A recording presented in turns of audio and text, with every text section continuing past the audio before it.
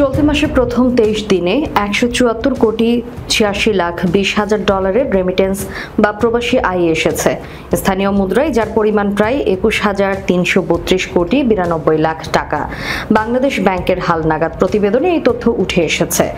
বাংলাদেশ ব্যাংকের প্রতিবেদনে বলছে, আগস্টের 23 দিনে 174 কোটি 86 লাখ 20 হাজার ডলারের রেমিটেন্স এসেছে।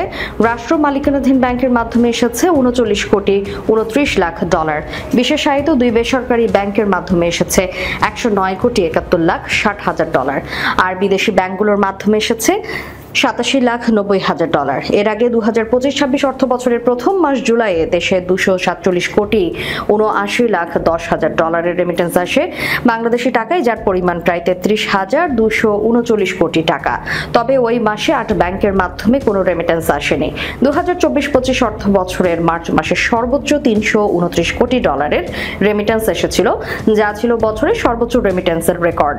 আর পুরো অর্থ বছর জুড়ে প্রবাসী আয় এসেছে 30.33 বিলিয়ন ডলার, যা আগের অর্থ বছরের তুলনায় 26.8% বেশি। 2023-24 অর্থ বছরে রেমিটেন্স এসেছিল 23.91 বিলিয়ন ডলার।